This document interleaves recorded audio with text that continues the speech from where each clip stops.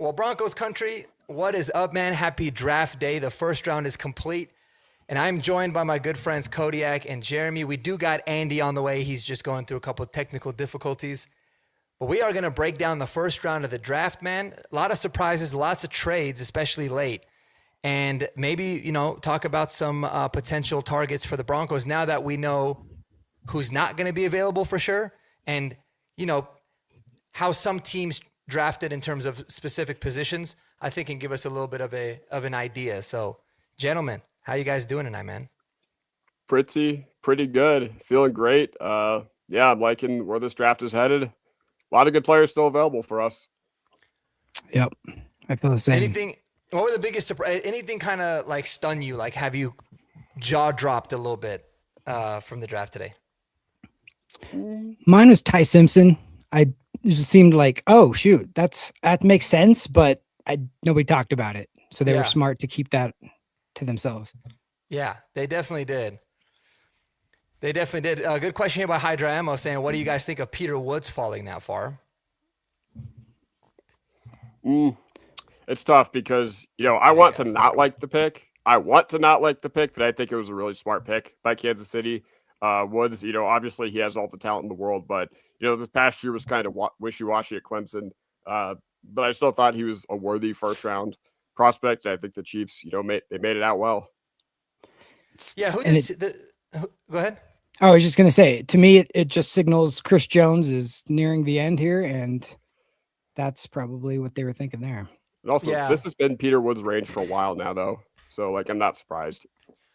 Yeah, I mean, I was fine with it. Like, I didn't want them to get one of the weapons when Mekhi Lemon was kind of dropping. I was worried they get him. I did not want them to get Omar Cooper, just because I know like what Mahomes can do with legitimate weapons like that. But they ended up, going Peter Woods. I mean, we'll see. I think Spagnuolo will probably get a lot out of him. But I didn't really understand the trade up that they did to get Mansour Delane. I mean, I thought he's a good player.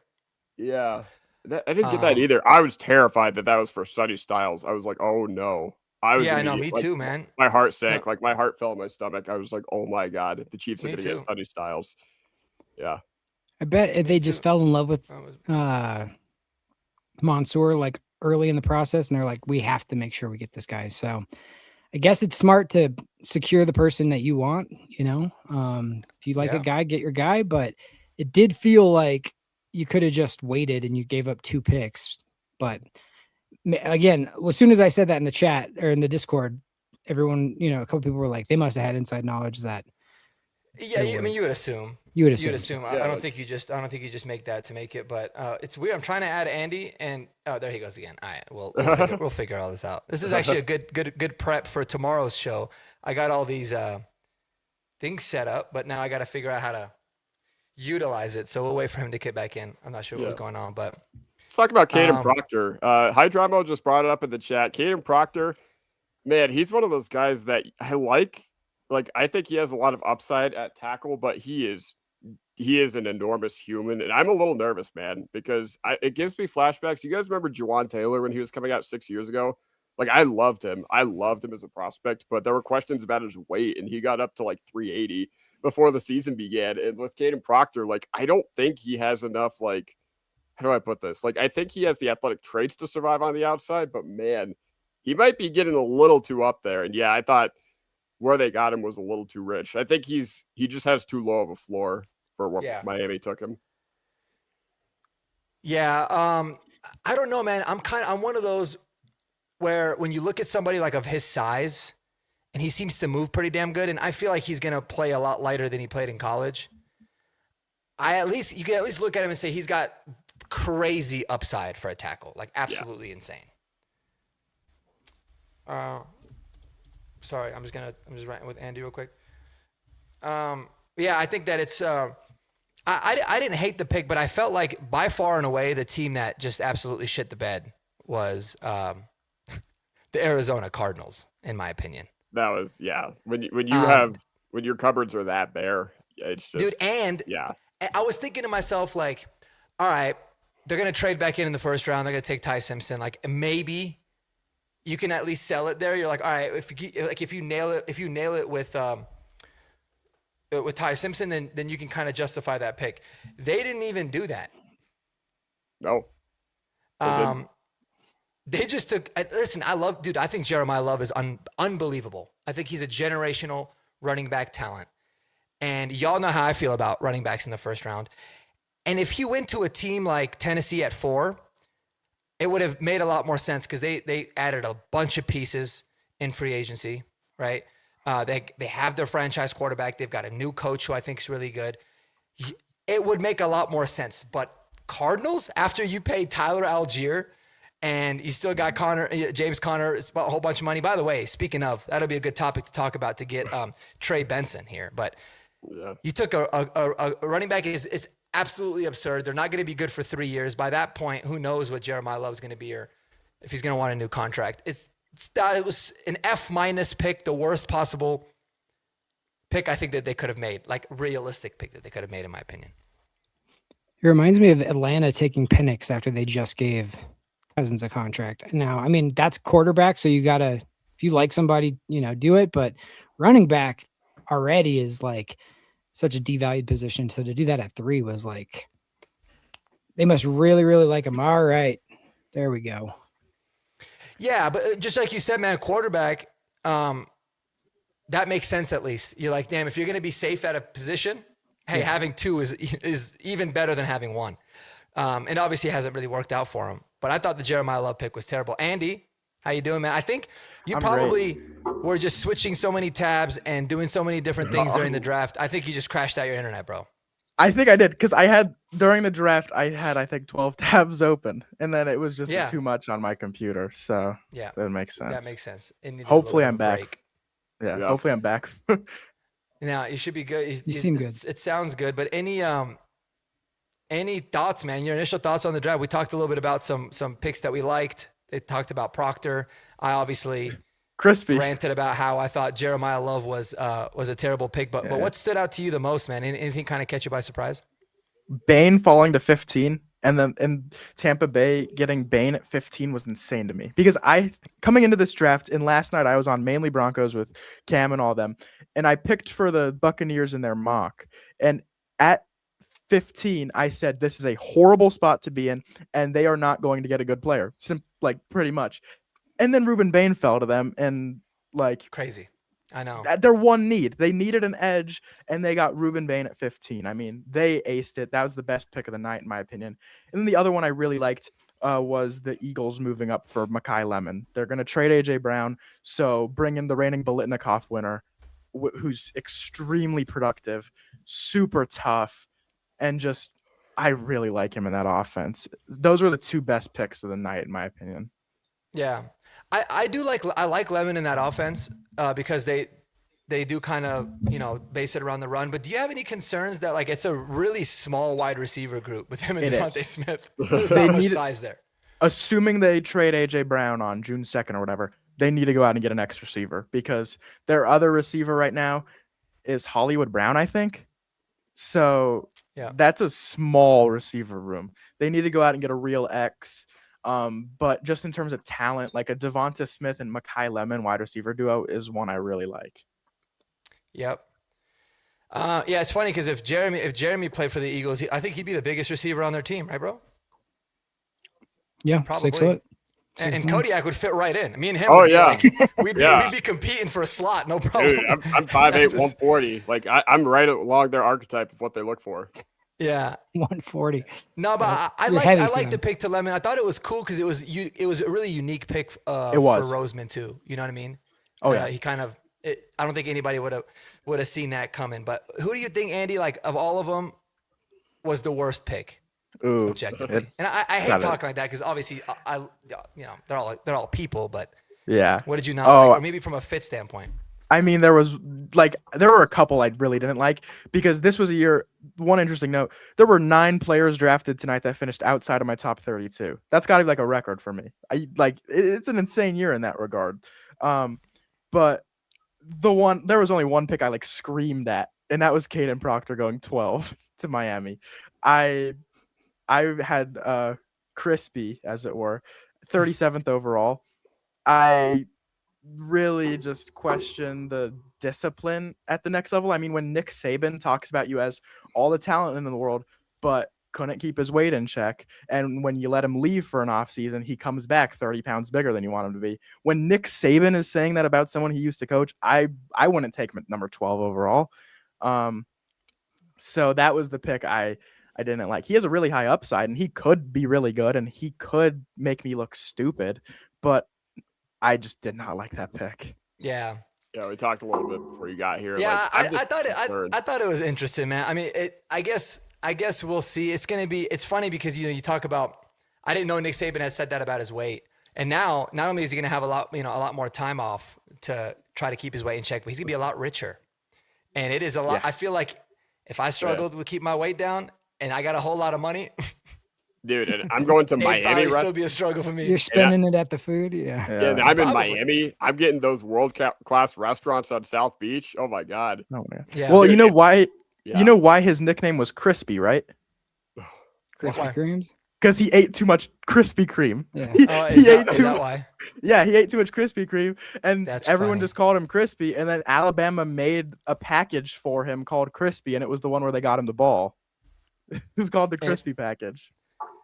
Yeah. That's funny, man. I saw him like move. that. When I was watching Proctor, like I saw those jumbo. Oh, I packages mean- they good. He was nuts for his size. Like Most- the way he was able to move. He's the most athletic mover I've ever seen at 360 pounds. Like that's what he was playing at for a couple of weeks, and he could Yeah. move at 360. So it's like if you can keep him at 330 for his career, he's gonna be good. But it's just a risk, in my opinion. Yeah. Yeah, I mean, and here's what I was confused about too. When I was doing my mock, I was actually doing a lot of like research on the types of defense that Green Bay used to run when they were there, Mhm. like defensively, because I know obviously Miami and what they were going to do, like with that pick 30 particularly. And I remember them being a team that played. They were like when I did the Broncos and Packers recap, and correct me if I'm wrong, I felt like they were very opposite. Like they did not play man a lot; they played zone a lot. Yeah. And so I was looking at the Chris Johnson. I mean, how does Chris Johnson fit as a zone corner, like a press man zone? Well, a press zone corner, because they say what I was seeing is that the guy Jeff Hafley runs a lot of press as well. And then I was looking at Chris Johnson. They were saying he struggles quite a bit with press, and he's more of like, I don't know. I haven't looked at him too much. But any thoughts on that from a fit standpoint? Was that a little bit weird, or did it make sense to you? It made a lot of sense to me because Chris Johnson was my number 19 overall player. My cornerback 3, I'm a huge fan of him. And I really liked him because of how clean of an evaluation he is. I didn't think there was a lot of weaknesses on tape. I didn't think there was a lot of missteps on tape. And it kind of reminded me of the only reason this guy's not going to go higher is because he played in the group of 5, which was the same thing that was said about Quinyon Mitchell coming out. And Quinyon Mitchell now, top 3 corner in football probably. But yeah, on the fit standpoint, Chris Johnson, yeah, there's a little, like, he's not as good in press, but I don't think it's a big enough concern to like not take him at 27. I really liked that pick on a fit standpoint, on a just a value standpoint, and I think he fits the Hafley tree very well because, and I know this especially because in a draft group chat I'm in, one of the Green Bay people immediately said, "Oh, this is such a Green Bay pick from Miami." So yeah, I think it makes sense on so many levels. I really liked that pick.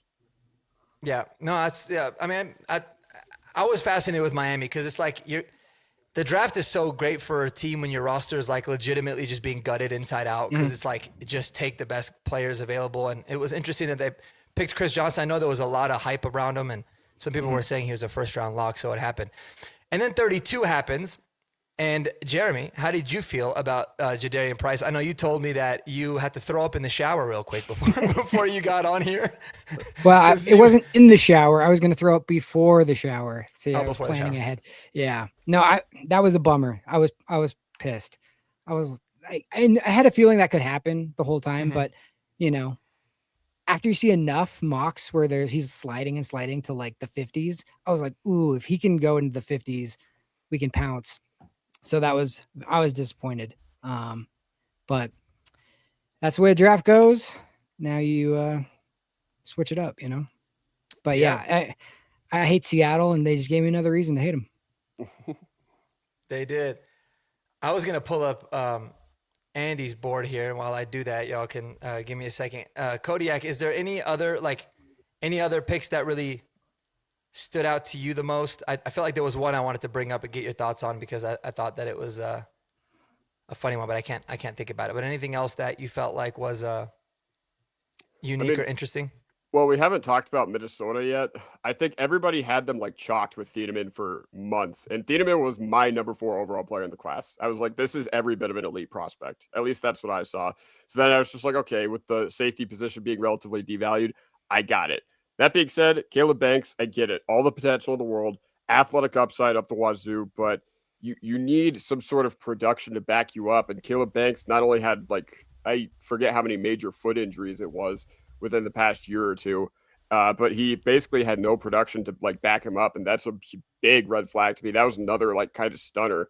I was just like, and I think part of why it was a stunner is because it was like Iane with the Ravens, like that pick had been chalked for months. And I thought it was a similar thing with Thiedemann to the Vikings, but nope. Then Thiedemann goes to the Bears and they got a Brisker replacement. Hell of a pick by them.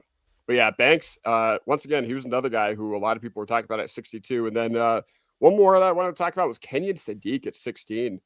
That was a little surprising to me because I didn't think the Jets would dip into that bucket, especially after drafting Mason Taylor last year. But you know what?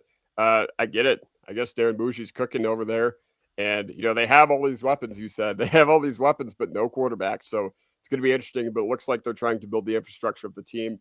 They're building, you know, obviously they took Bailey and then they got Cooper and Sadiq. So it's interesting to see what they can do to build around what they can do to build their team before they hopefully get their eventual quarterback. I thought the Jets cooked, man. I thought they had a really good draft.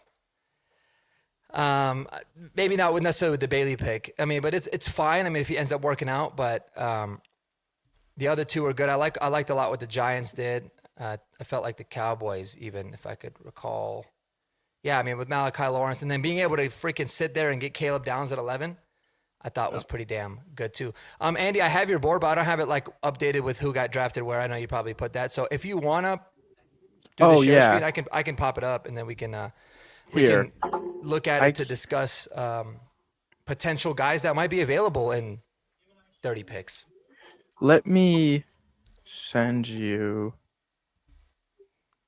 Let me say, because on my board I put a landing spot for everyone and then left the teams open. Yeah, and while you do that, BK, I appreciate you, man. Thanks so much for watching. Like you, always coming in the comments and commenting. The super chat is incredibly kind, but just having y'all watch and comment is enough for all of us. So very much appreciate that, man. Yep, and I think he not only gave one to you, but me too. That's awesome. He did. Thank you very much, BK. Always is the man. Always fun to see. Oh, he gave you a penny more. Wow. All right. Damn. That's fine. Okay. That's personal. Thanks, David. I worked. This layout took me probably a lot longer than it should have. So I appreciate you. But yeah, took a long time to set up. I have like 7 of them set up. So I'm ready for tomorrow. We're ready for tomorrow. Somebody had said earlier, I thought you guys were going live during the draft. That is tomorrow for the Broncos pick. Yes. We will be live at 5 p.m. I just sent it out to a bunch of people. So I think we'll have a core group that are going to be there for most of the time, and then we'll have other guys just jump in as they please. So yeah, really excited about that one. Yeah, I'll be with you guys live for the pick, but immediately after I'm going to make a short, and then I'll come right back in. Oh yeah, no, you're good. I might have to like take the morning or something off tomorrow because man, my brain is spinning from the draft, and then we had the Discord. I was like, should I spoil pick? Should I not? Then I was watching the Avs and I was watching the Nuggets. It was an insane day. And I realized I can't handle that as well as I used to in the past. So well, let's hope did you send it, Andy, or what did you do? Sorry. I'm sending it right now. Sorry, I had to make another copy. No, you're good. Let's see what else. He said Panthers that is the other team I wanted to talk about. Was the Panthers. I liked what the Panthers did by taking Freeling, building out in the trenches. I thought that was awesome. Is Jeremy still the Eli Raridan unbeliever? I'm an unbeliever at 62. Yes, I am. I must have. 100%. I saw that there was a little bit of back and forth. I didn't catch it because again I was doing a million things. But Right. Well, I said earlier Yeah, 'cause because I was watching David and Mike's video from earlier, and they were going on and on about Eli Raridan. And so I wrote in the comments, I said, how come nobody mentions that this guy's torn his ACL twice in 10 months? I know it was a few years ago, but like that's still a thing. And it's just completely never mentioned ever. And I was just like, there's a reason why. I mean, Jake Butt happened. I remember that pretty Yeah. well. So it's just something. I mean, it's just something to quantify, and I don't feel like he has great he's a real good linear runner, but like I don't know if how good of wiggle he has. He seems like he's pretty stiff. So I'm just trying to be the devil's advocate here. I love it. I like you throwing. I think we need some more cold disagreements, man. I like you throwing the cold water on that because you know what? I think as time has gone on, I've been like just skyrocketing Eli Raridan up my board to the point where I was a little surprised to see him not taking tonight. No, I'm kidding. I'm kidding. I'm kidding, obviously. No, but I think, just him being able to be like 2-3 years removed from that, and then him being able to, play a full college season, with Notre Dame, over the past 2 years. I think he didn't get much run in 2024 because of the fact that they had Mitchell Evans. But this past year, he was more than up for the test. The test guy I thought he's actually pretty good with his wiggle. I think he's good as a, obviously he has good straight line speed, but I seem like I'm a little bit higher on his like short middle of field ability, and same with his route running. Andy, where do you have him on your board? Raridan, in the 80s. I forgot it. He's tight end 4 for me. Okay. 85. Okay, so I have him as a day 2 prospect, but I don't think he's picked tomorrow. He's one where I'm really interested to see where he ends up because I could see some teams having him as a 3rd rounder and some having him as like a 5th or 6th. Yeah. I think the medicals are so big on him, man. Like, yeah, if they come back clean, I think he'll certainly go tomorrow. If not, you'll see him drop, and I think you'll know strictly because of the medicals too. But all right, let's get into this, man. So obviously we got a top 10 player still available in Jermod McCoy at 10.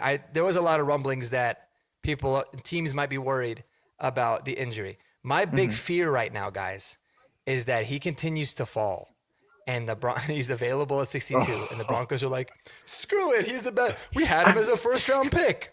I know Darian and they would take be Jermod excited. McCoy. What would be your initial reaction, Andy? I'll let you start with it first because you were the few that was like really optimistic and super pumped about the Jahdae Barron pick last year, which I understand because you had him ranked really high. I had him 10th, which was where I have McCoy. So this is the bad luck number. It is. We got Bo Nix, so maybe not. Bad luck. But yeah, Jermod McCoy is. I like him, and if we took him at 62. I'd be happy because he's a top 10 player on my board, but then I'd be like, oh, he's a corner who has he was a very, it's not even a bad, like, past injury history. It's the worry is his future injury history is that, like, one of the reports on him is that he might require another knee surgery in, like, 3 months, and within the next 3 months if something pops up again, which would put him out his rookie year. If you draft McCoy at 62 in some world, if he slips, and then you trade Riley Moss for a 3rd-round pick, I'd really like that because I think McCoy has upside to be like a cornerback 1 type of player. With that being said, I don't think there's a chance he falls to 62 because it's the same exact case as Will Johnson last year, like 1-for-1 thing, and there are not as many good players on the board as Jermod McCoy as there were like last year compared to Will Johnson. Mm-hmm. Yeah, that would be pretty fun not fun. It'd be hilarious. I would be obviously pretty damn pissed, but it would be so funny to see the fallout. Broncos country would just crash out. They would just absolutely crash out. But we do have, looking at like some of the other guys available on your board, 23, 24, and 25 with Emmanuel McNeil-Warren, Pregnon, and Denzel Boston. Guys, Jeremy or Kodiak, does any of these guys, are you hoping, fall to us? Or obviously, CJ Allen maybe? Yeah, I mean, There's a couple really good. I mean, I think McNeil Warren's intriguing here. I think he's going to be gone within the first 5 picks of tomorrow. But Pregnon, man, since he is an older prospect, I could see him falling a little bit. That would be a lot of fun because he checks out analytically. He checks out, athletic wise, and he also checks out, with pretty much everything besides age. Like he's a very, very clean prospect by all accounts, the way you look at it. So that'd be a lot of fun. The only thing is our interior pipeline is really strong, but I don't know what you guys think. Like if Pregnon was there, would you guys, would you guys sprint the pick in, or is there too many other needs that you have that are more pressing that we need? I love Emmanuel Pregnon. Mm-hmm. How would you feel about a guard, Jeremy? I mean, as excited as you could get about a guard, probably. Yeah, that's a good way to put it. It's one of those where you're definitely like whelmed, right? But yeah, you also understand that like it's probably a really smart pick. Could be, but smart picks aren't always the sexy picks. That would kind of be the definition of it. And it's so like eating your vegetables. Yeah, exactly right. So I think going through it is like, all right, so now the top 3 picks of the draft of the second round are 3 completely different teams. You got the Niners, the Cardinals, and the Bills. Where do you guys think that those teams could go? This will kind of give us an idea of how the second round might go. So you got the Niners, who haven't picked, they just traded out. Anybody's like a stands out to you? Anyone that it could make sense of a need for them? I think Boston is probably gone to San Francisco or Buffalo.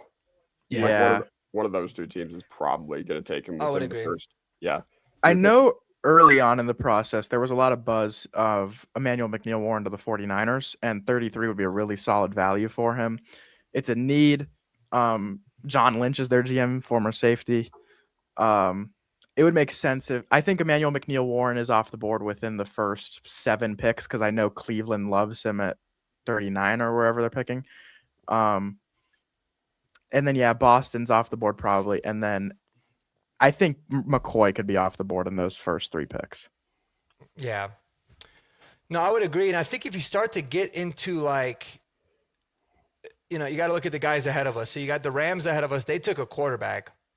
And they do have a need for a linebacker. So that might be a team that you got to look at maybe jumping in front of. I know it's so hard to predict it. And then San Fran's got 2 picks. They need a guard and a tackle. They also need a safety. So I don't know. I guess I don't know how much today's draft changed your mindset, if at all. But any thoughts about what you guys think for the Broncos? Ideally, in terms of your number 1, I don't know, Andy. I don't know if I know like if you could wave a magic wand of like a realistic prospect for the Broncos at 62. Who would that be? Like your number 1 hope? It's either Pregnon or Grayson Halton. It's a trench pick at 62, and I'm not like defaulting to the trenches here. I think it just depends who's available. But I love Emmanuel Pregnon and I love Grayson Halton. Both would make me very happy in that range. Yeah, trading up a few spots even. I'd be fired up with both. I like Grayson Halton a lot. Jeremy, now that your buddy's price is gone, who are you eyeing? I mean, because of need and because who I don't want on the field, it's probably Jacob Rodriguez in a trade up. That's probably my number 1. I would be very excited. I've seen you mock it, and I've seen other people mock it, and I think it's really smart. A trade back for Kyle Lewis would be great as well. Pick up some more picks, and then you can get a safety, and you can get maybe Katron or somebody like that later, but or a Roush or tight end later. I'm high on Dallin Bentley too. So to me, Jacob Rodriguez is probably number 1 for me. Where we're at right now, or you can't go wrong with interior defensive line too. Kodiak. So my wants are going to be a little out there. Like I've talked about Raritan being my number 1 for a while now, and that's just me like sticking to my board and what I see.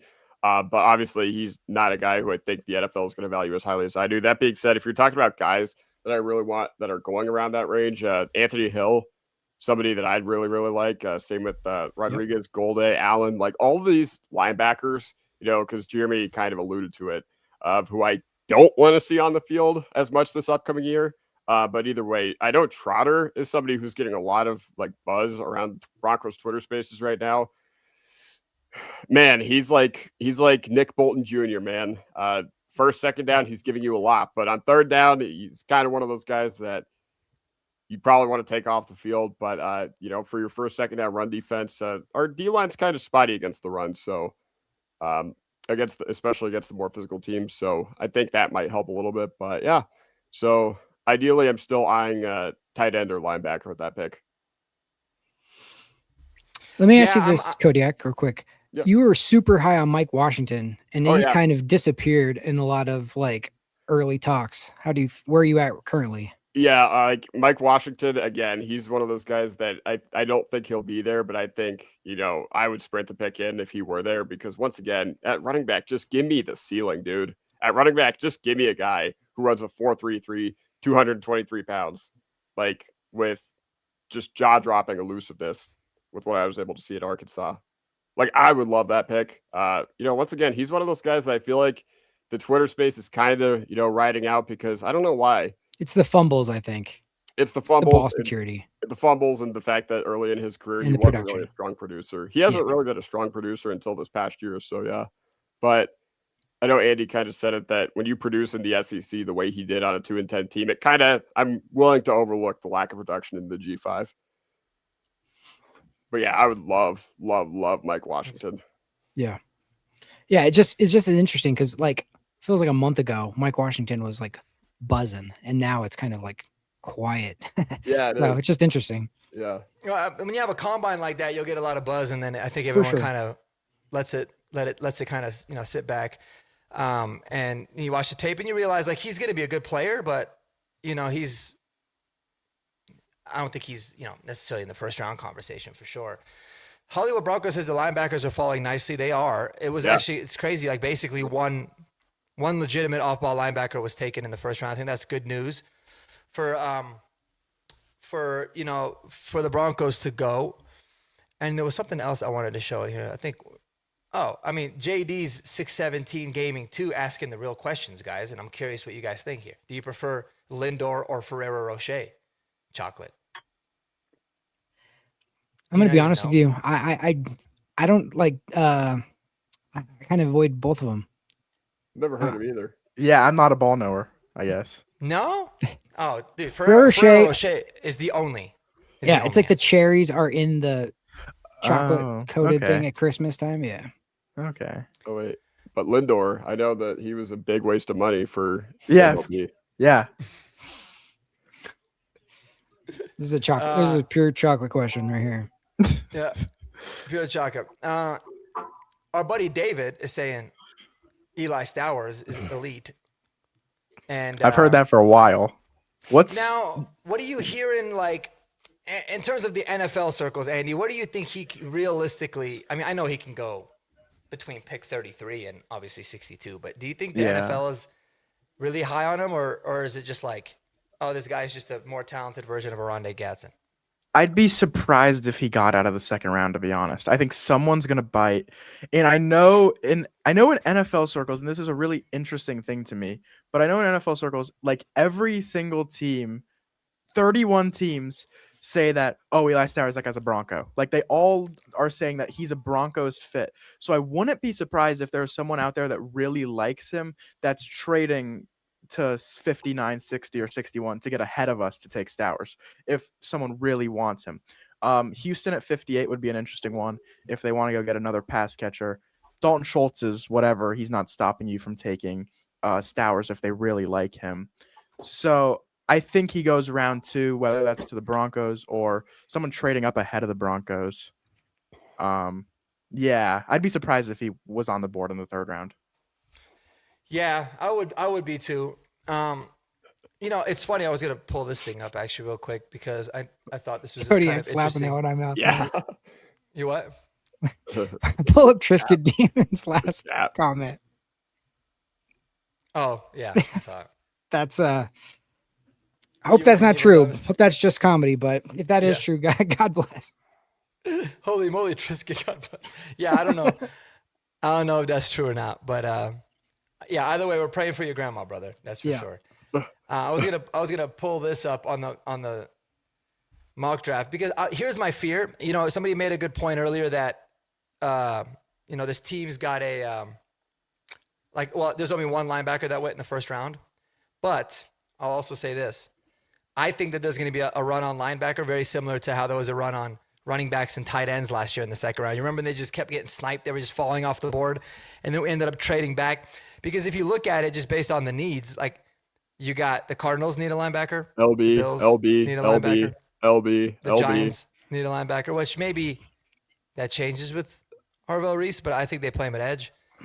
Harbaugh and then- mentioned something about Reese playing linebacker to start out after they took him. Nice. So they've already ruined his career. Okay, that makes sense. Yep. Heard that one before.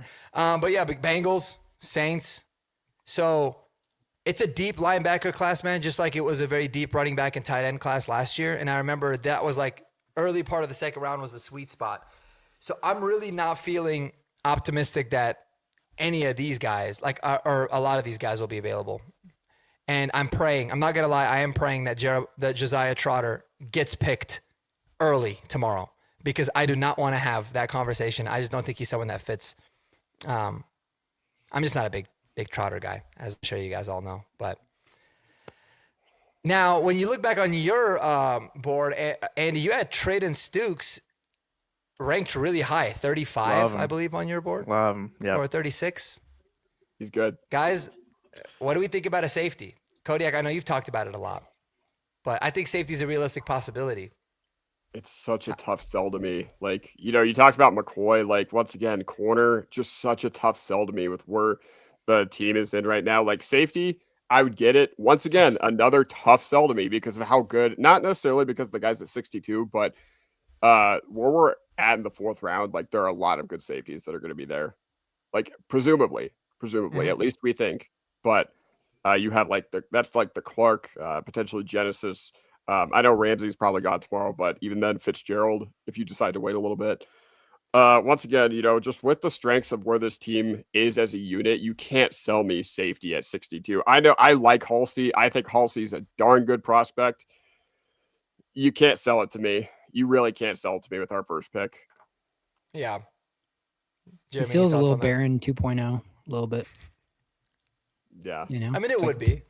Mhm. It would would be. because you wouldn't play him a lot, but at least you're like, all right, there's for sure a plan for him for 2027. Because even when we took Barron, it was like maybe there's a plan, but it still Yeah. wouldn't be 2027. It was really like based off of maybe injuries or anything like that. But yeah, I thought maybe for some reason I thought I was gonna have a little bit more clarity as to the direction the Broncos would go. But I just honestly, guys, I think I'm just more confused at this point. Let's go, boys. Shorty. Let's go. We scored. Yes, sir. Nice. That's what I'm Let's talking go. about, man. The Avs are the real team. They could. Oh, the Nuggets could absolutely. learn a lot from them. You know, even though they finished it a little bit more strong, but is what it is. Mark, what do you feel All right. about safety at 62 potentially? How do I feel about safety at 62?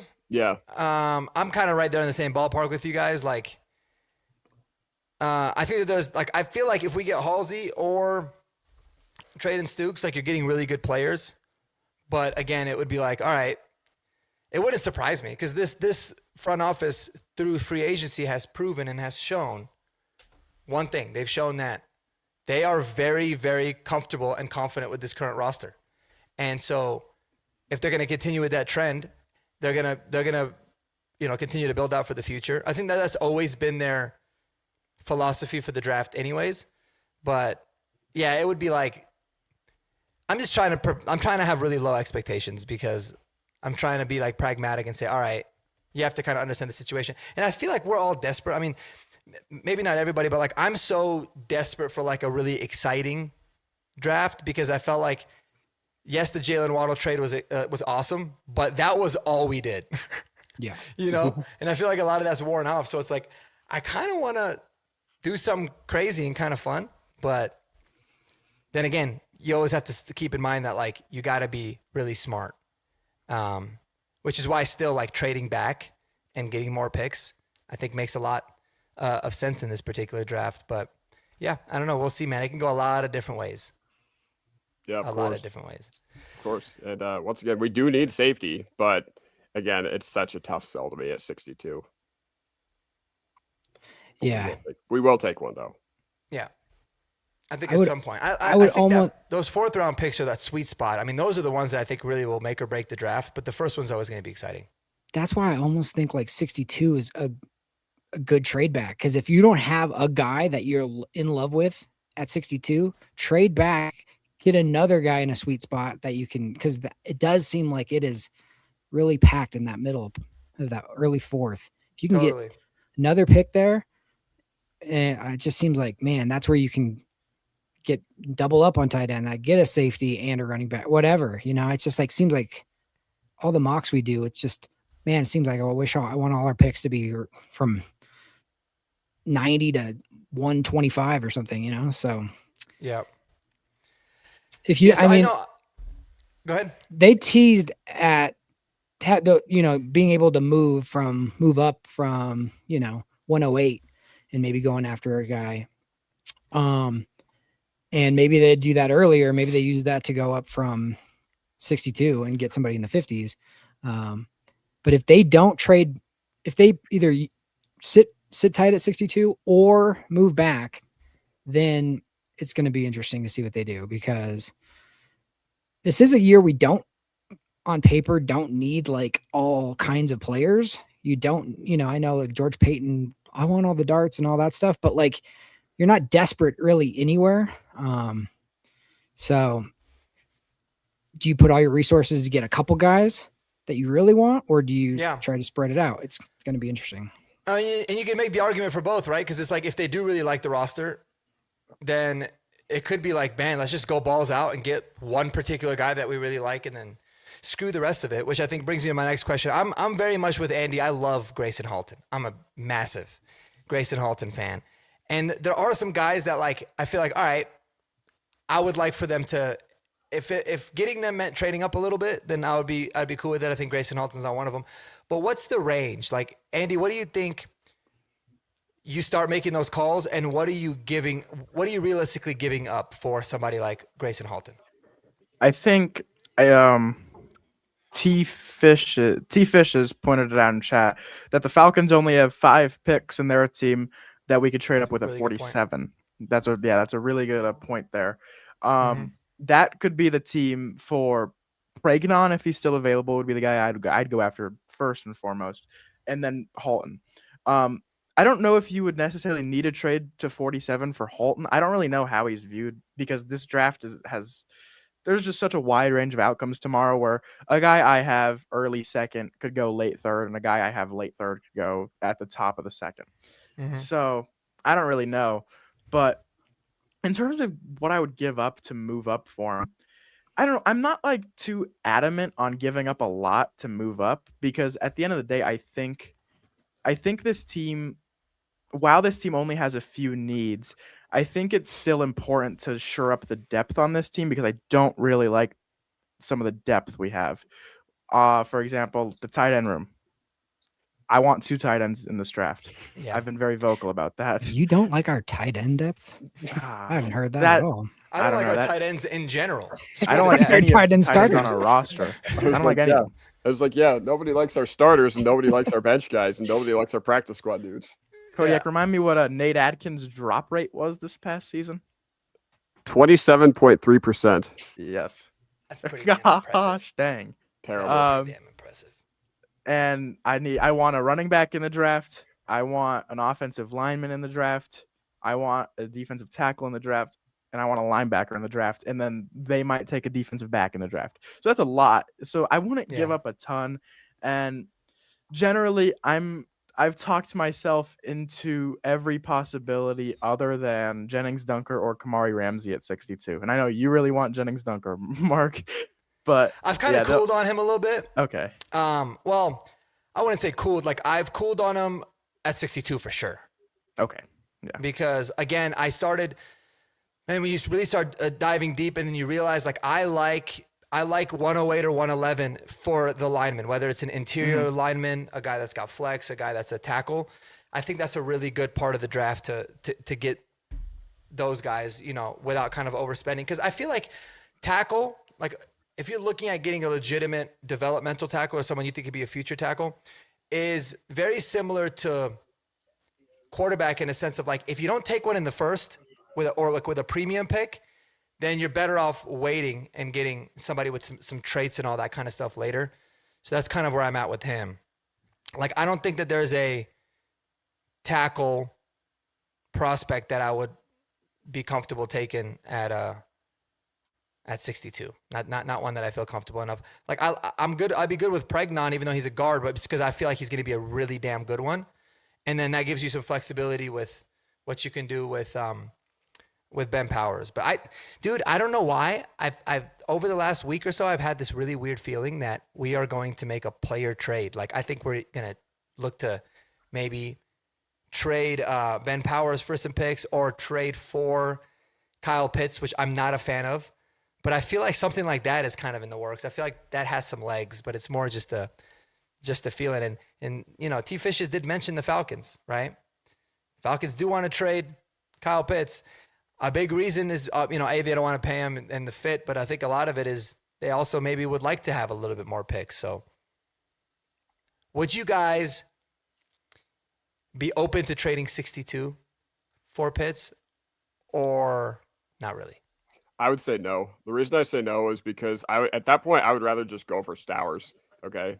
Like, I know that Pitts, like, obviously has a great, he was one of the best tight end prospects ever, but it really struggled to get off the ground for him. And my concern with Pitts is that if you're going to give up 62, I'd rather do that for a multi-year asset. And Pitts is going to want to be paid after this year.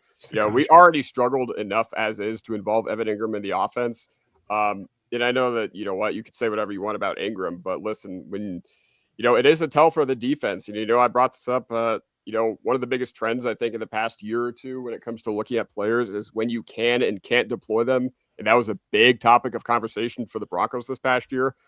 So, yeah, all that, I don't really see the fit here with Kyle Pitts. Like, I think now 108, 111, we'll talk about that. But I think 62, I'm not in on that. Yeah, it's the contract for me. It's not the necessary player. You can have a lot of upcoming contracts on the books that you really need to plan ahead for. And paying Kyle Pitts, a guy who's produced 1 year, is just not. It's too much for me. I think I would rather have a tight end or just take your chances on 2 tight ends. But that would be me as far as that goes. Yeah, you guys kind of just talked me out of it. I was like, yeah, and then I started thinking about, oh wait, he kind of does want top 5 tight end money, and he's not a top 5 tight end. Yeah. And he had over 900 yards with 5 touchdowns this past season, if I remember correctly. And he's a generational athlete at tight end. Like, no one will ever take that from him.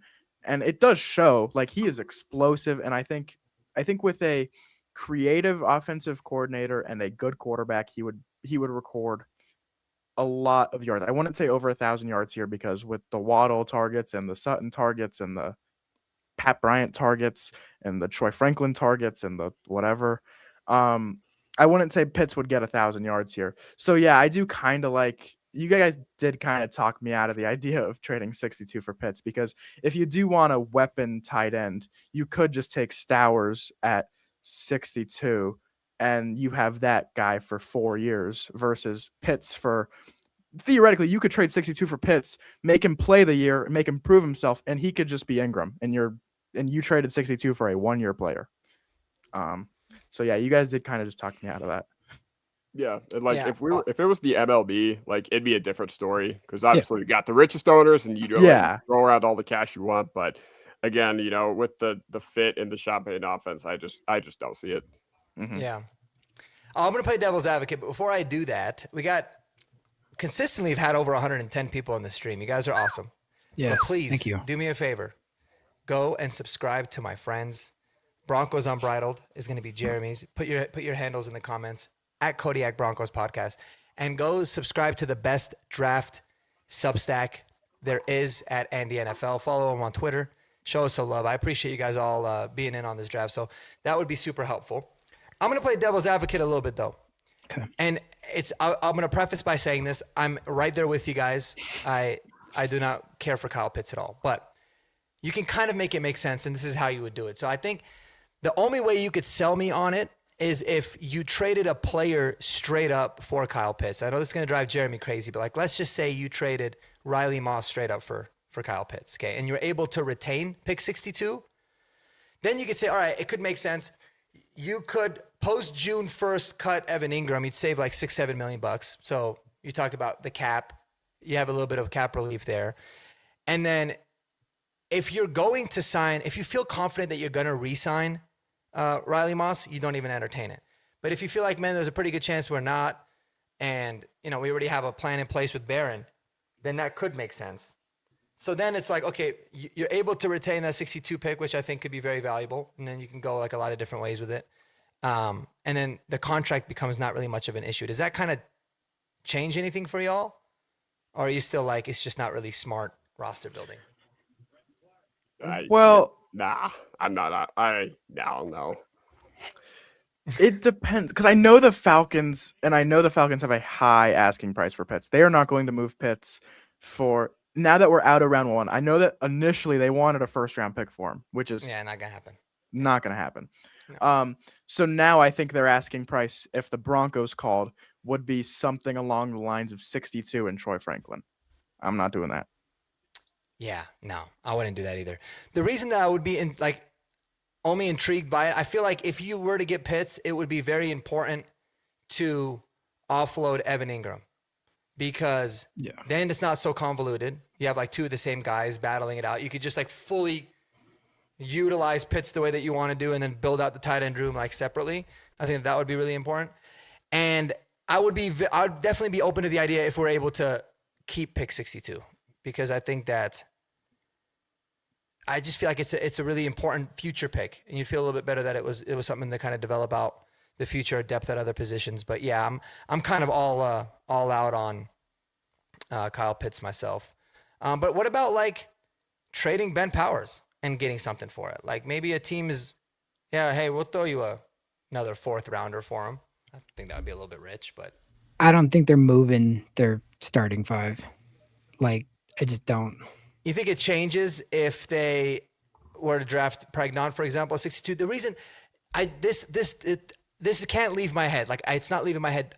The fact that they did nothing with his contract is weird to me. That kind of signaled they might end up trading him, because if they redid the contract, I think it would have been with the understanding of like, you're going to be the starter, you're not going to get traded. And they obviously didn't want to just completely cut him because they found some value. And they did sign Palcho. But the fact that they just left it untouched is kind of weird to me. It kind of signals like, maybe we'll and it could be that they just, hey, if they end up getting a Pregnon, let's see how the draft goes, and looks like he's ready to be the starter, they could just flat out cut him or trade him for a future pick and save a lot of money on the cap. But do you think there's anything it could be. That, or am I just tripping? It could be, but remember he got hurt, and it's not a good look to be like, oh, you got hurt, so redo your contract. So that's a slippery slope. It's just, I don't think they're moving any of their top 5 guys. But I would be kind of surprised if Powers was still a starter in 2027. Yeah. Yeah. I mean, I think that's for sure. But it's like, again, it's just strange. Like they did nothing, and then they announced that they signed Palcho, and that was always weird to me, and it kind of stuck with me.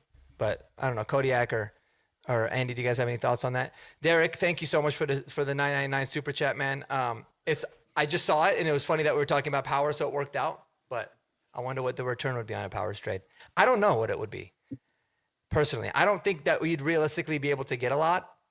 You'd probably get a better pick if you traded him in training camp to a desperate team for 27, but I don't think you would get much in this year's draft. But it is something that's kind of always been stuck in my head. But yeah, guys, any thoughts on Powers just in general? It was weird, that you did mention that, because that they did nothing with this contract. Like if they had hit him with like a 1-year extension and then like a restructure, then I don't know, you would have been committing to him obviously more for this year. But I don't know, everything that we've heard about Powers, from the night that we were told that nothing was going to happen to him from Mike Klis. I don't think the organization deviates from that, if that makes sense. Obviously you said it, they feel very confident with their roster. And I think Powers is a part of that. I think, they really like the nucleus they have in place. And I think, it's just, I don't think it'd be worth it for them to move off of, Powers right now versus what the return would be. If you were to get a 4th round pick, then yeah, maybe we talk about that because he only has 1 year left on his deal. Even then, I'm just like, well, you're still in your Super Bowl window, so you got to weigh future versus production now. But even then, I don't know, I just don't think it'd be worth it necessarily. But we'll see. I think you're right that you're better just fleecing a team that's absolutely desperate. Maybe a starter goes down in training camp, August, July, and they're just like, oh crap, we have no plan in place. And if it's a contending team, then maybe you can get something for him. Andy, any thoughts? I think the only reason you would trade Powers is if you trade up in the draft for Emmanuel Pregnon, and then you start calling around going into day 3 and seeing if teams have anything to get you to recoup a little bit of what you lost to move up to get Pregnon. That is the only world I see.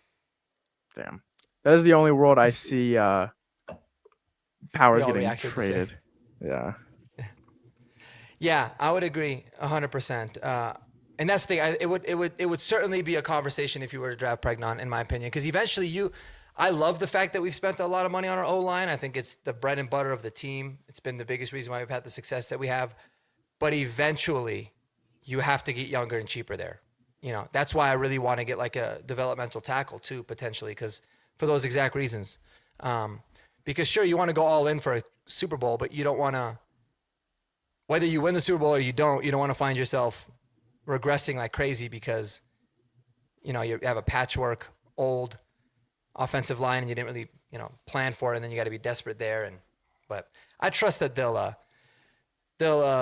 make the most out of it. So we're coming up on the hour mark. We'll gotta get wrapping up soon. I don't know if there's anything else that you guys specifically wanted to cover, or maybe some comments that you wanted to address here. Happy to do that as well. The only questions I have for you guys is, just looking at where we're drafting as of right now, let's assume trades aren't happening. Doesn't it seem, tell me if I'm wrong, but doesn't it seem like the linebacker and maybe defensive tackle window is 62-ish to that range? Because there's going to be probably tight ends available at 108, and there's probably going to be running backs available at 108. If those are your top 4 positions of need that you're looking at, wouldn't this make the most sense for linebacker? Because the linebackers that we've all talked about, I don't see any of them probably being there at 108. So doesn't that kind of focus them a little bit? Yes, and here's why. Because I've talked about the draft is a game of opportunity cost, and it's strong here but not strong here. Okay, right. If that makes sense. We've talked about it. The tight ends that are going to be picked in the 4th round, they're going to be pretty darn good as opposed to the other positions that are going to be picked in the 4th round. So yeah, I like your line of thinking. I think you're entirely correct there. I think if you decide to go with the D-line or a linebacker group, I honestly can't blame you for it, because it's the same thing I've said about safety. The reason I've said you can't take a safety high is because it's going to be so strong later on. Boom, empty netter. Let's go. But yeah, I don't know. That's interesting to think about. What do you think, Mark? Andy?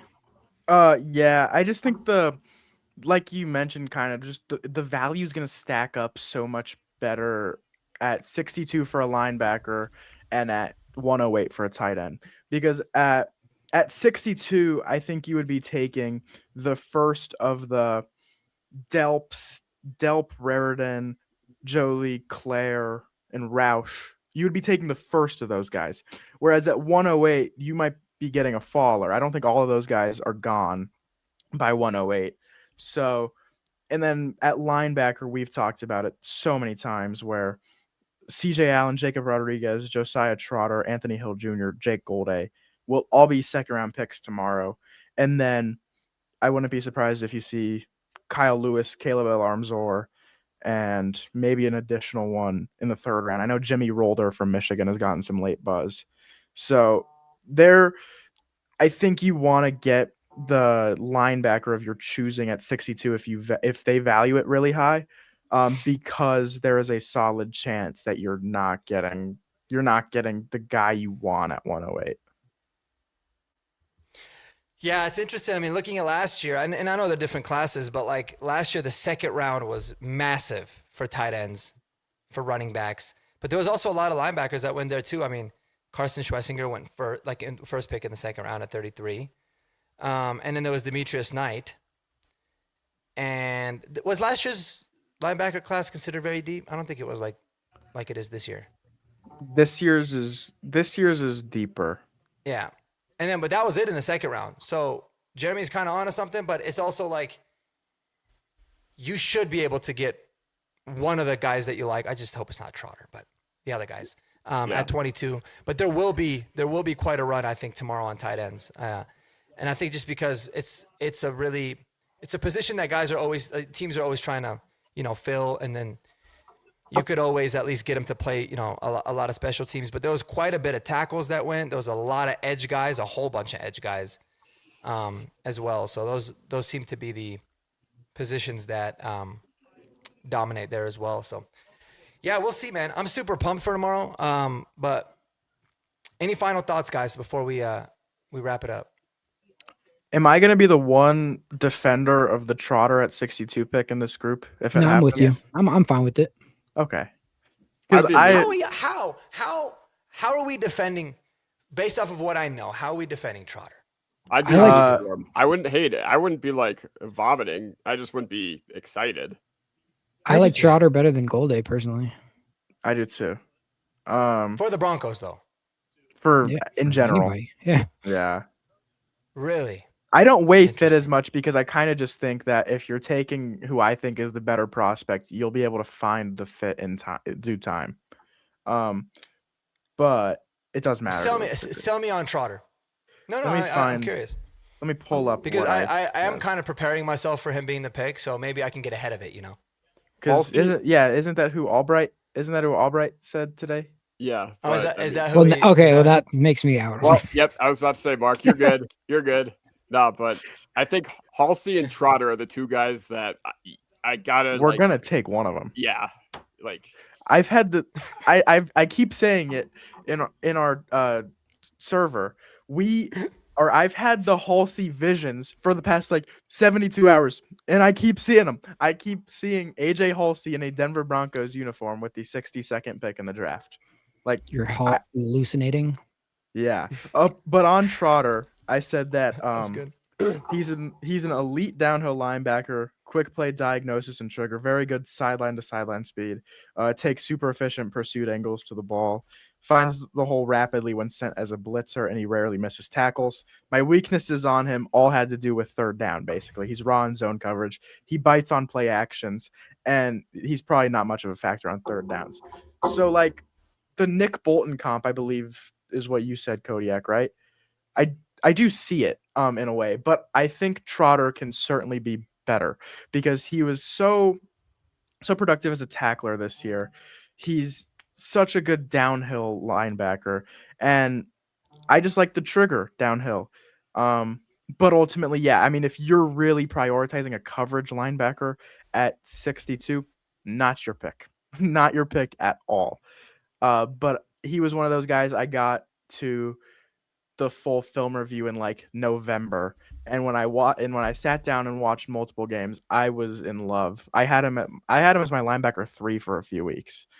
He finished as my linebacker 5, below Styles, Reese, Allen, and Rodriguez. But in terms of the tier, we're talking about Trotter, Hill, and Golday.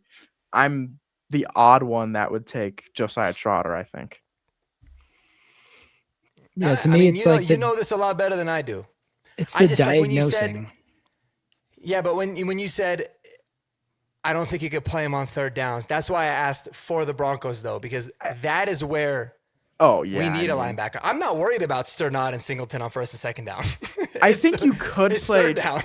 Yeah, I think you could play Trotter on third downs eventually. It's not like a skill issue. I think he can develop as a third down linebacker. He's just very raw. He's just noticeably raw, and you have to be patient with him. But if you're patient with him and you give him the opportunities to be your future linebacker 1, I think he could deliver on that.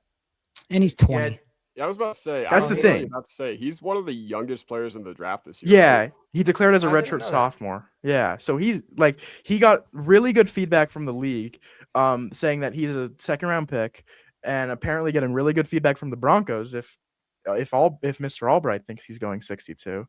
And yeah, the places he has weaknesses in, it's not that he's bad in them per se. It's just that he's raw, which is the case for a 20-year-old redshirt sophomore declaring for the draft. So Yeah. that's why I'm ultimately betting on him, is because I think his upside is really high. And I will be honestly very happy if the Broncos take him at 62 tomorrow. It's on the, I'll make a list for it tomorrow. But he'll be one of the higher outcomes. I'll tell you one thing. Like, if they were just to take one at 62, I'd be happy. Like, literally. I think, tight end and inside linebacker, I'm willing to do almost anything to solve it. And you know what? I think Trotter at 62, like, once again, he's just not my cup of tea for what I look for in my prospects. But you know what? If you're watching Zion Young, I can promise you that Trotter is going to stick out a heck of a lot to you if you're watching this class. Yeah, I do love the tenacity that he plays with. There's no doubt about it. I just worry that it's going to be like, okay, just another similar thing that we already have. I didn't know he was 20. That was pretty cool. Speaking of age, the Chargers' first-round pick is 2 years older than Jonah Ellis. And he's older than Bo Nix, isn't he? Yeah, they always found Bo Nix's age, and their first-round pick this year is older than Bo Nix. 2 years older than Ellis, and Ellis is going to win his third year. That's wild. But did Josiah Trotter, did he run at all on his I don't think he even tested, right? Wait, did he? I think that's another thing I worried about, because it was like, why aren't you testing? Because if he was like, if the athletics stuff was good, I would be like, all right, at least you can see the upside. But was he just worried because he's not all that fast? The thing I'll say is, like, it might not be a speed on like a 40-yard dash, but when you turn on the tape and you see him range sideline to sideline and like explode downhill, I do think he's athletic for the position. Yeah. It might not be the case when he's out of pads but when you see somebody on tape that's fast in pads in a sideline to sideline range, yeah, I think he's a solid athlete, all things considered. I'm trying to see if he did any testing. Yeah, I'm not worried about him being slow necessarily, especially sideline to sideline from the run, because you saw that with the run. But it's more like in space when you have to like switch directions and flip and kind of read and diagnose. And I know you had said he's raw there. He probably wasn't asked to do that a whole lot at Mizzou, but I mean, hey, I already feel a lot better about it, just from the sense of like that he is really young. Obviously, love the fact that his dad was playing in the league too. That's a big plus for me. And he has high IQ, so like it shows that he's been around football for so long, because he's really smart. But the one testing thing I did get on him, he didn't do any like running testing or vertical testing, but he did bench press 27 reps, which was the most among linebackers at the combine. So that's pretty cool. He's strong. Yeah, strong boy. And that's another thing that you see, Mm-hmm. you see on tape, because when he explodes, he doesn't miss tackles. And that's the thing about him, is when you explode downhill and you're always the first one to get involved in a play and you don't miss tackles, that translates to the next level. And that's something that sometimes we have not seen in this linebacker room. Singleton can be the first to get to a ball carrier and then whiff on a tackle, and then he gets the second or third level.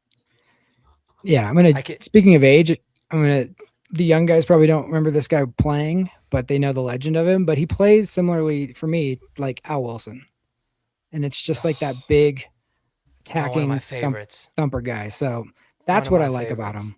Yeah. Yeah. Actually, he is 21. He turned 21 last week. So off my Happy board. birthday, Josiah. Yeah, off my board. He's too old. I can see it though, man. I can see, and I can just picture the press conference. Sean and George talking about like, of course we knew his dad, his father, and we first round grade for us. And we saw a lot of the vision that we have. We saw a lot, like just like they said with Harvey, which they actually ended up being right with. They were like, we saw a lot of pass catching upside with Harvey, and I was like, really? Where? I didn't see it on tape. They did see something. Ironically. It's so weird, because I saw like college Harvey versus pro Harvey, such a different player in my eyes. Completely different players.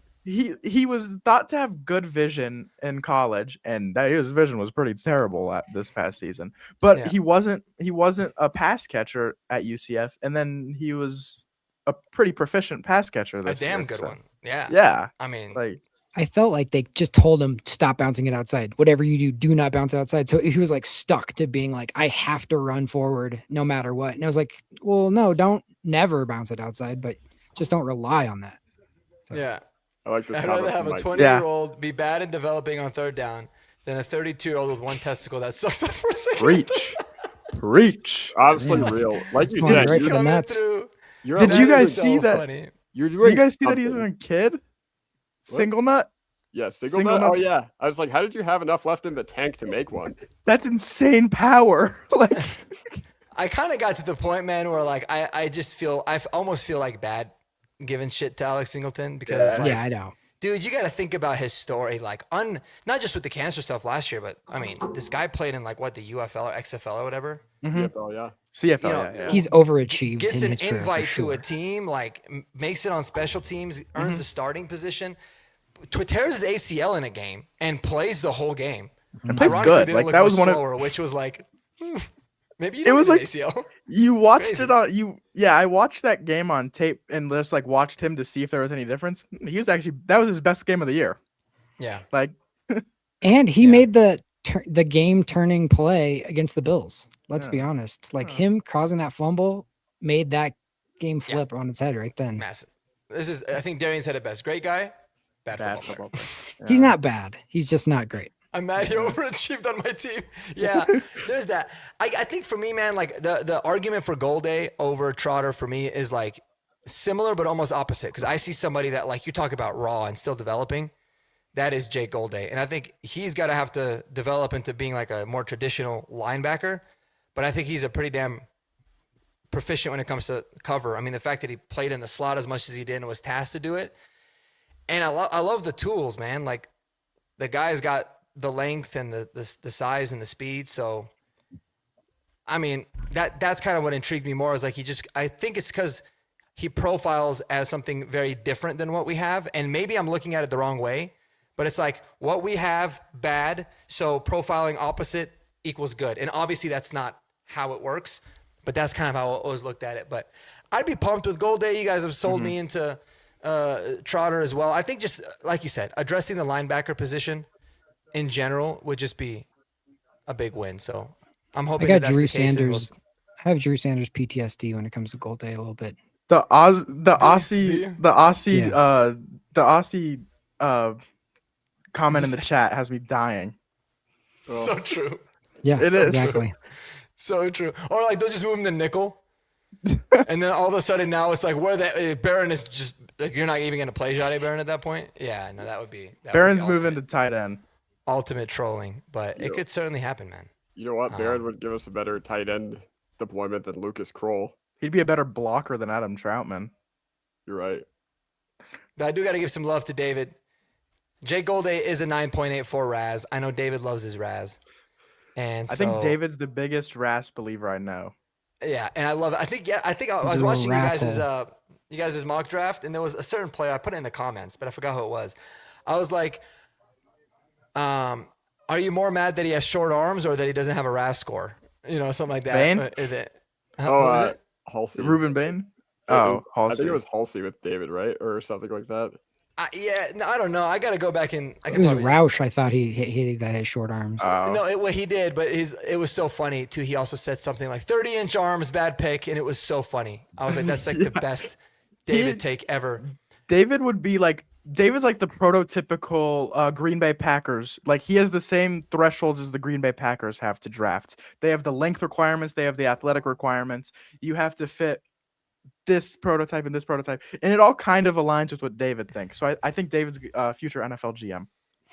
That's what I'm saying. Yeah, no, I love it, and a lot of times it's funny, and you know, every year that goes by, like certain things will get proven. Like if Ruben Bain ends up being the steal of the draft, like I think a lot of us think, then you're just like, arm length doesn't really matter all that much. But if he ends up not being all that good, you're like, well, the NFL maybe they knew something about short arms and edge rushers, and you know, same thing with Roush. But I already know, man. If we took Roush, obviously I'd be pumped. The second that like a pass goes off his fingertips, nobody's gonna blame Bo. Everyone's gonna be like, see, if he had longer arms, he'd have caught it. Because we were doing that shit with Riley Moss too. Like Riley Moss was always fingernails apart, and you're like, Yeah. that's what happens when you got short arms. So I'm just like that I'm not looking forward to. I'm like, I hope everything's thrown perfectly and he could just catch it. But I mean, we'll Yeah, see. You know, that There's would be- obviously thresholds exist for a reason, right? There's obviously some Yeah. data that backs it up one way or the other. So If Roush drops one off of his fingertips and he's a Bronco, that would be when David comes in the chat and says, "Oh, Eli Stowers would have caught that." yeah, No, Raritan. That's where I come in the chat, and I'm just like, guys, did I not tell you that in February I was just watching this dude drop passes in my shower when I was doing all these film sessions all the time? and I feel like dude, there's so many like these scenarios go in my head so much like the pick versus like what happens and like I was even thinking about it today. I was like, dude, if we took Raritan, we'd all be pretty fired up about it, I think, for the most part, and then Jeremy would be pissed, right? But then It just like, depends if- where. Well, like let's say at 62, right? Yeah. And then absolutely. and then if Raritan like tears his ACL in camp, he's gonna be like, I fucking told y'all. Totally would be. I my told God. you it was- 100% would. I I told would you it was a die. shitty pick, and we're like, oh my god, he was right. It's like, and obviously you never wish that, but it's like, No. holy, you know, like those scenarios always go in there too. And that's I what would makes this whole die. thing so damn fun, man. But All yeah, right, I'd be rolling. Let me ask real quick, go around the horn. Let me give you 3 people at 62. Who would you take? I'm going to give you Mike Washington Jr. I'm going to give you Anthony Hill. And I'm going to give you Eli Raritan. Go ahead. Mark started off. Mike Washington Jr., Anthony Hill, Eli Raritan. Yeah. Oh, at 62, I would say Anthony Hill Jr. Okay. Kodiak. Mike Washington. Andy. Probably Anthony Hill. Yep. It's the Hill easiest. for Like me, probably. Andy's it's- job now is way easier than ours. He already put all the work in. So instead of us like sitting there having Check to the think about board. it, he just looks at his board. He's like, Anthony Hill. Yeah, I mean, it does matter what team is doing it, but yeah. Of course. yeah. See, I mean, it's one of my hotter takes, but I would rather Trotter over Hill. I know the whole fan base kind of wants Hill. Interesting. I would That- rather Trotter over Hill. That's why I picked Hill, just because I didn't want to give it to be like someone we just literally talked about. But, yeah. But and Talib is like completely sold on Anthony Hill. I think we're trading at. Remember, he said even 44. Which who's picking at 44? How I don't know. how would The he fact know that that he- specifically? Yeah, the fact that he name dropped 44, because you could say anything. You could say, oh, they traded The up 10 Jets. spots. Okay, so Muji. Moogie. Maybe. They gave up like nothing. I would say that it's more possible, but they gave up like nothing to move into round 1. They gave up like either like a 5th or a 6th round pick to move up into round 1 for Omar Cooper. It tells Yeah, you that they this cooked. draft is not it. As far as Yeah. like there people, it's like nobody give up anything for next year, and we'll be gracious with moving around this year because it's just kind of I don't know. Well, and, That's what and it you can feels like. see like the desperate teams like with not good rosters, they love it because they're just like, bro, give me as many good players as I possibly can get. Mhm. And then other teams are like, we like these guys, but not at the value, and we're good with what we have. So it makes sense. Like it ended up being a really good draft. For a team like the Jets, like if you nail even 2 of those 3, that's a pretty damn good foundation. But yeah, I was happy they got Omar Cooper, man, for them. I don't Just like for what they did Eli's at sake. 2. For my guy Eli. Yeah, I just don't like what they did at 2. Yeah, I know. I like Sadiq. I like Cooper. Yeah, It should have and been that's Arvell. and that's one of those where, man, if David Bailey ends up being really damn good, obviously you're gonna be like, it was worth it, even if Arvell Reese and Boehner are really good. But it definitely puts a lot of pressure on that pick. Like Oh, absolutely. David Bailey's gonna have to be a freaking stud, bona fide stud. Yeah. Um, My problem with him has always just been like the lack of counters on tape, and like I just don't know if he's enough of a translatable player to take it the 2nd overall pick. I don't know. I Yeah. could be completely off, but I'm just looking for. I mean, I guess I'm not looking forward to because I never wish somebody's like career starts off shitty. But it's gonna be really interesting to see what Nathaniel Hackett does with Jeremiah Love because my yeah. goodness. Yeah, who I'm praying on. You say you never want players' careers to start off shitty. I respect that, but Fernando Mendoza, Mansour Delane, Akeem Mesidor, and Peter Woods, all of them could go off themselves now. Yep. Yep. Until like 4 years when their contract's up, and if they end up being good players, they're more than welcome to be here. But yeah, yeah, Peter Woods would be Peter Woods would be a sick late JFM replacement in 4 years if we still haven't figured it out. Yep, exactly. Yeah. Freaking have a massive hole in 4 years. We're like, yeah, we'll take Peter Woods. That's fine.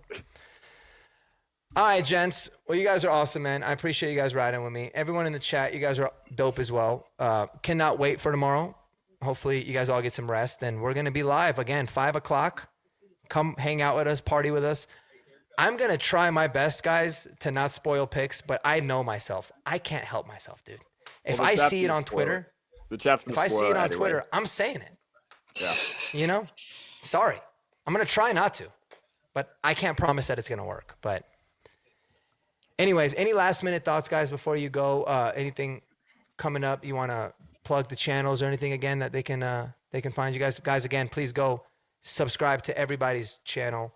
Check out Andy's Substack. It's the easiest thing you could do to support us. Just click a button. That's it.